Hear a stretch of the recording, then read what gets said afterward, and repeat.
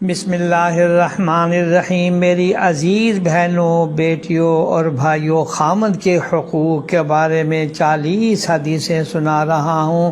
آج حدیث نمبر 35 سنانے لگا ہوں۔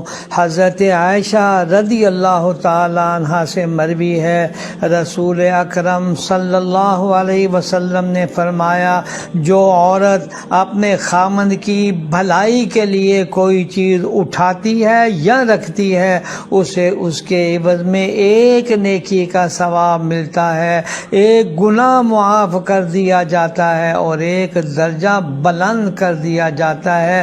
تصور کر لیجئے کہ خامد کی بھلائی کی نیت سے جو قدم بھی بیوی اٹھاتی ہے، رب العالمین کتنا انعام عطا فرما رہے ہیں۔ حدیث نمبر 36 حضرت ابن عباس رضی اللہ تعالی عنہما سے روایت ہے، رسول اکرم صلی اللہ علیہ وسلم نے فرمایا، 4 چیزیں ایسی ہیں کہ جس کو دے دی گئیں گویا اس کو دنیا اور آخرت کی بھلائی دے دی گئی ہے۔ نمبر 1، شکر کرنے والا دل، یعنی زبان سے اللہ کا شکر کرتے رہے، اللہ کی نعمتوں کا تصور کرتے رہے کہ یا اللہ ان گنت تیری نعمتیں ہیں، تیرا شکر ادا کرتے ہیں۔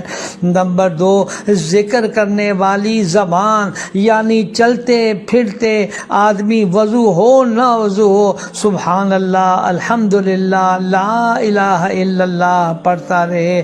نمبر 3، تکلیفوں پر صبر کرنے والا بدن، اگر کوئی تکلیف، پریشانی، بیماری آ جائے تو پھر شکوہ اور شکایت نہ ہو، صحت کی دعا تو مانگے لیکن صبر کرے اور کوئی زبان سے شکوہ کا کلمہ نہ نکالے۔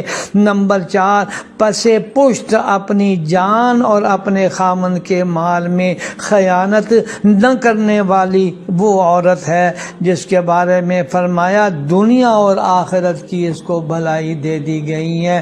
یا اللہ ہمیں صحیح سمجھ عطا فرما، آمین۔